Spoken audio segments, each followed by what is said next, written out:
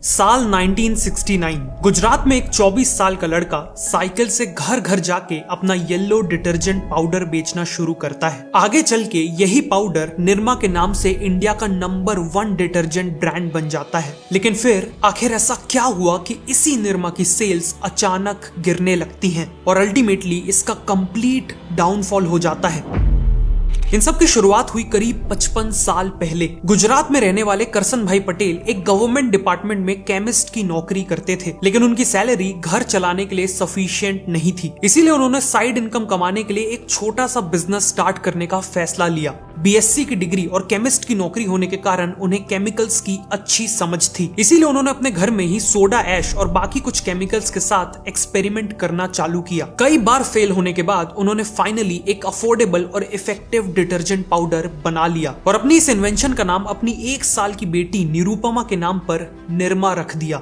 उन्होंने simple plastic packets में powder को पैक किया और अगले ही दिन से साइकिल पे घर घर जाके उसे बेचने लगे। उस समय ज्यादातर मिडिल और लोअर क्लास में आने वाले लोग कपड़े धोने के लिए लॉन्ड्री सोप यूज किया करते थे। येलो कलर का ये लॉन्ड्री सोप काफी सस्ता तो पड़ता था, लेकिन हार्ड स्टेन्स यानी जिद्दी दागों को क्लीन नहीं कर पाता था। वहीं दूसरी तरफ अपर क्लास लोग डिटर्जेंट पाउडर का इस्तेमाल करते थे, जो इंडिया के हार्ड वाटर में भी अच्छे से काम करता था और हर तरह के दाग हटाने के लिए इफेक्टिव था। डिटर्जेंट पाउडर के मार्केट को हिंदुस्तान लीवर लिमिटेड यानी HLL का सर्फ डोमिनेट करता था, लेकिन इसका प्राइस था 15 रुपए पर केजी, जिस कारण मिडिल क्लास और लोअर क्लास इसे अफोर्ड नहीं कर सकते थे। इसीलिए यहाँ एक अपॉर्चुनिटी देखते हुए करसन भाई ने निरमा को केवल 3.5 रुपए पर किलो में बेचना चालू किया। मतलब लोगों को पहली बार लॉन्ड्री सोप के प्राइस पे डिटर्जेंट पाउडर मिलने वाला था, जिस कारण कुछ ही टाइम में निरमा बहुत पॉपुलर हो गया और करसन भाई दिन का 200 किलो डिटर्जेंट पाउडर बेचने लगे। जब डिमांड और भी ज्यादा बढ़ने लगी तो करसन भाई ने अहमदाबाद के पास सरसपुर में एक छोटा सा शेड लगवा लिया और प्रोडक्शन के लिए लेबर हायर करने लगे। साथ में उन्होंने अपनी पैकेजिंग को भी इम्प्रूव किया और इसमें निरमा गर्ल को ऐड किया, जो आगे चल के इंडिया की one of the most recognised brand mascot बन गई। करसन भाई का अगला टारगेट था डिस्ट्रीब्यूशन को इम्प्रूव करना। उस समय केवल अहमदाबाद में 2000 से ज्यादा रिटेलर्स थे और ग्रो करने के लिए उन्हें इन दुकानों में निरमा को अवेलेबल करवाना था। लेकिन एक नया ब्रांड होने के कारण कई रिटेलर्स निरमा को अपनी शॉप में जगह नहीं देना चाहते थे। इससे डील करने के लिए करसन भाई ने एक कमाल की स्ट्रेटजी अपनाई। उन्होंने कुछ फीमेल्स को हायर किया और उन्हें एक एक करके रिटेलर्स के यहाँ जाके निरमा खरीदने को कहा। इससे रिटेलर्स को लगने लगा कि निरमा वॉशिंग पाउडर की डिमांड बहुत अच्छी है और डिमांड न पूरी करने के कारण उन्हें लॉस हो रहा है। इसीलिए उन्होंने खुद ही करसन भाई को कांटेक्ट करके निरमा को अपनी शॉप में रखना चालू कर दिया।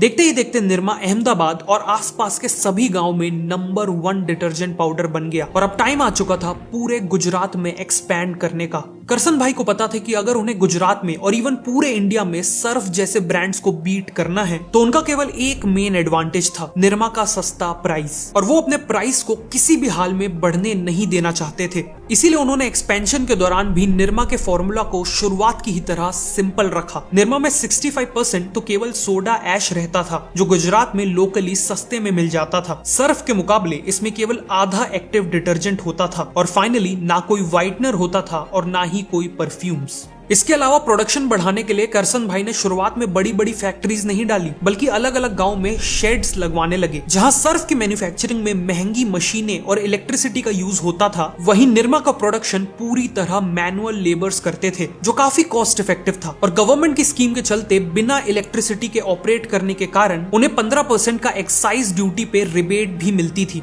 फाइनली सर्फ को कस्टमर तक पहुंचने के लिए 4 स्टेजेस से गुजरना पड़ता था, वहीं निरमा केवल 3 स्टेजेस में ही कस्टमर तक पहुंच जाता था। इस डायरेक्ट सिस्टम से न केवल कॉस्ट कम होता था बल्कि स्पीड भी बढ़ती थी। इन सब के चलते निरमा का प्राइस हमेशा कंट्रोल में रहा और इसीलिए 1975 तक वो पूरे गुजरात में एक्सपैंड कर चुके थे। गुजरात के बाद अब करसन भाई पूरे इंडिया में एक्सपैंड करना चाहते थे और वो भी बहुत तेजी से। इसीलिए उन्होंने अपना सबसे पहला एड कैंपेन लॉन्च करने का फैसला किया। 1975 में ऑल इंडिया रेडियो में पहली बार प्ले हुआ निरमा का जिंगल सबकी पसंद निरमा। निरमा को पता था कि इंडियंस ज्यादा फोम यानी ज्यादा झाग प्रोड्यूस करने वाले डिटर्जेंट को ही बेटर मानते हैं, इसीलिए इस एड में थोड़ा सा पाउडर और झाग ढेर सारा इस लाइन को ऐड किया गया। साथ में कम कीमत में अधिक सफेदी, इस प्रॉमिस ने भी कंज्यूमर्स को अट्रैक्ट किया। फाइनली इस जिंगल की लिरिक्स और ट्यून काफी मेमोरेबल थी, जिस कारण बहुत जल्द निरमा के ब्रांड ने कंज्यूमर्स के माइंड शेयर को कैप्चर कर लिया। 1982 में निरमा ने इसी जिंगल के साथ अपना पहला टीवी एड भी लॉन्च किया, जिसमें उन्होंने अपनी आइकॉनिक डांसिंग गर्ल मैस्कॉट को फीचर किया। रेडियो एड की तरह ये एड भी काफी सक्सेसफुल रहा।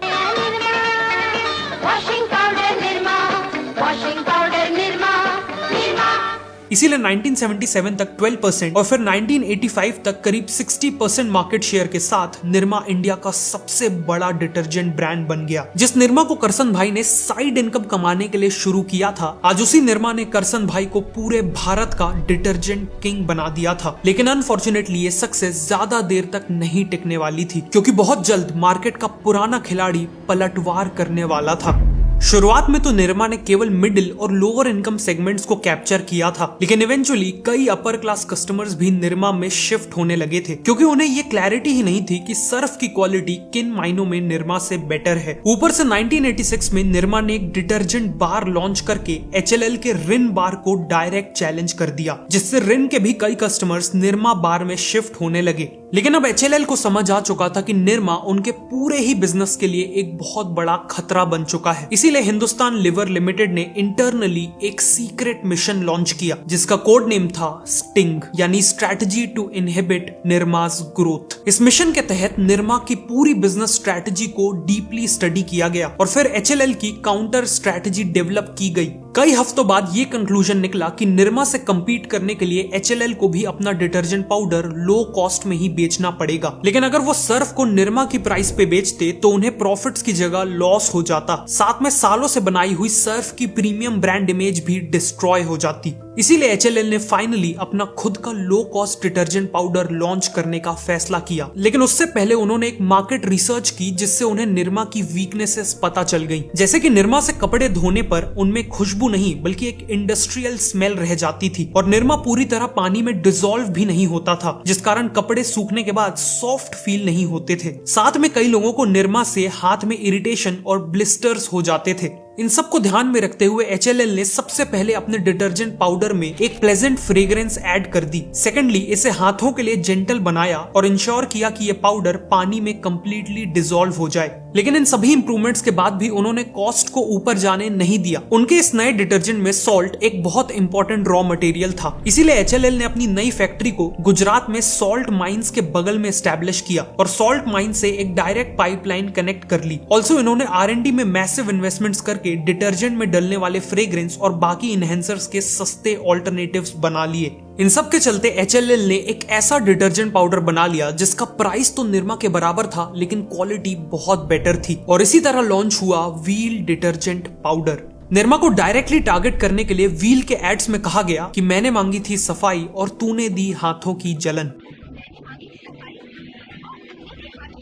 ये मैसेज निरमा के कस्टमर्स को काफी रिलेटेबल लगा और वो व्हील पे तेजी से शिफ्ट होने लगे। एज अ रिजल्ट 1990 तक व्हील निरमा के बाद इंडिया का सेकंड बिगेस्ट डिटर्जेंट ब्रांड बन गया था। साथ में HLL ने निरमा को टारगेट करते हुए सर्फ के भी नए एड कैंपेन्स लॉन्च किए, जिसमें उन्होंने ललिता जी नाम की एक समझदार हाउसवाइफ के कैरेक्टर को दिखाया, जिनका कहना था कि सस्ती चीज खरीदने में और अच्छी चीज खरीदने में फर्क होता है। एड में निरमा को रिप्रेजेंट करने वाले येलो पाउडर और सर्फ के ब्लू पाउडर का कंपैरिजन भी दिखा के ये कहा गया, आधा किलो सर्फ पूरे 1 किलो सस्ते पाउडर के बराबर होता है। HLL की ये सभी स्ट्रेटजीज काफी इफेक्टिव साबित हुई, जिस कारण HLL का मार्केट शेयर 11% से बढ़कर 24% हो गया और निरमा का मार्केट शेयर 60% से गिर के 50% पे आ गया। लेकिन निरमा के बुरे दिनों की ये तो केवल शुरुआत थी, क्योंकि इसी दौरान यूपी की गलियों से एक ऐसा कॉम्पिटिटर निकल के आ रहा था जो निरमा को पूरी तरह से खत्म कर देने वाला था, और वो कॉम्पिटिटर था घड़ी डिटर्जेंट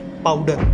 1980s में डिटर्जेंट मार्केट के बूम को देखते हुए कानपुर के दो भाई मुरलीधर और बिमल कुमार ने अपना खुद का डिटर्जेंट पाउडर लॉन्च किया। उन्होंने देखा कि सस्ते डिटर्जेंट की कैटेगरी में ऑलरेडी निरमा और व्हील डोमिनेट कर रहे हैं और साथ ही साथ इंडिया की पर कैपिटा इनकम लगातार बढ़ रही है। मतलब हर साल करोड़ों लोग लोअर क्लास से मिडिल क्लास में प्रमोट हो रहे थे और इन मिडिल क्लास लोगों को केवल सस्ता पाउडर नहीं चाहिए था, बल्कि इन्हें अफोर्डेबल प्राइस में हाई वैल्यू प्रोडक्ट चाहिए था।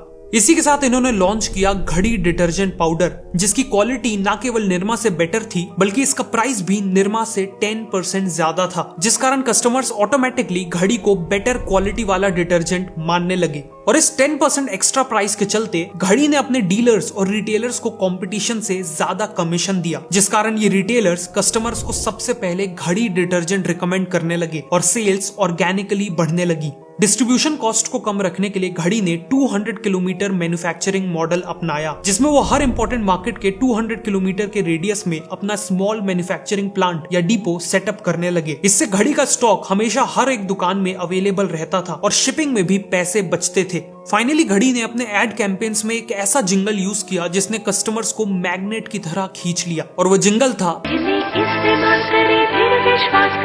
इन्हीं स्ट्रेटेजीज के चलते घड़ी आगे चल के इंडिया का नंबर 1 डिटर्जेंट ब्रांड बनने वाला था।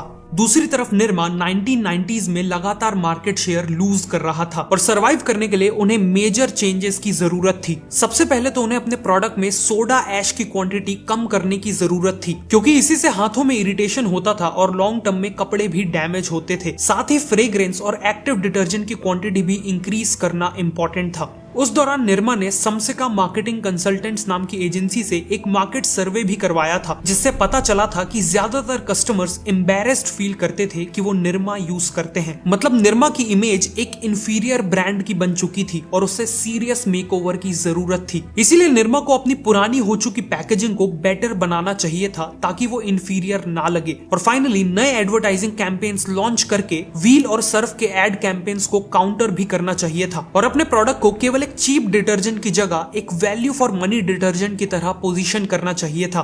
लेकिन निरमा ने इनमें से कुछ भी नहीं किया। अपने कोर प्रोडक्ट पे फोकस करने की जगह उन्होंने सर्फ को बीट करने के लिए प्रीमियम डिटर्जेंट मार्केट में एंट्री ले ली, जिससे सिचुएशन और बिगड़ गई। मिड 1990s में उन्होंने अपना निरमा ब्लू पाउडर लॉन्च किया, लेकिन इस समय तक प्रीमियम डिटर्जेंट मार्केट में केवल सर्फ नहीं बल्कि एरियल भी अपने पैर जमा चुका था और इन दोनों के कंपैरिजन में निरमा ब्लू ने कुछ भी नया और बेटर ऑफर नहीं किया था। लेकिन प्रोडक्ट से भी ज्यादा निरमा ब्लू का परसेप्शन खराब था। जहां HLL ने जानबूझ के अपने प्रीमियम डिटर्जेंट और अफोर्डेबल डिटर्जेंट का नाम बिल्कुल अलग रखा था, वहीं निरमा के प्रीमियम डिटर्जेंट के नाम में भी निरमा इंक्लूडेड था, जिस कारण कस्टमर्स इसे भी एक इंफीरियर प्रोडक्ट की तरह ही परसीव करने लगे और निरमा ब्लू भी कुछ ही सालों में फेल हो गया।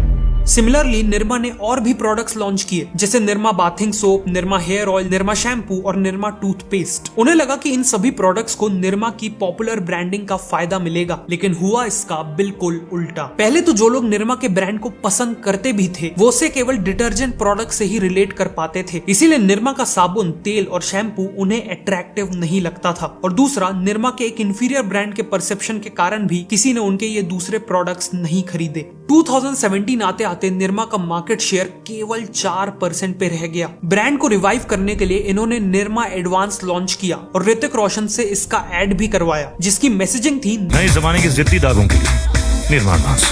लेकिन कंज्यूमर्स ने डिटर्जेंट के एड में ऋतिक रोशन से कनेक्ट ही नहीं किया और नए जमाने के जिद्दी दागों से निरमा क्या कहना चाहता था ये भी क्लियर नहीं था। फॉर्चुनेटली निरमा ने टाइम रहते सोडा ऐश मैन्युफैक्चरिंग, सीमेंट और एजुकेशन जैसे सेक्टर्स में डाइवर्सिफाई कर लिया था, जिससे एज अ कंपनी वो आज भी काफी पैसे कमाते हैं। लेकिन वो डिटर्जेंट बिजनेस जिससे इन सब की शुरुआत हुई वो आज काफी हद तक डिक्लाइन हो चुका है। निरमा की कहानी ये प्रूव करती है कि किसी भी फील्ड में नंबर 1 बनना और नंबर 1 बने रहना दो अलग अलग चीजें हैं, और चाहे आप कितने भी बड़े बन जाओ, if you are not changing you are losing. ऐसी और वीडियोस के लिए मुझे फॉलो करिए।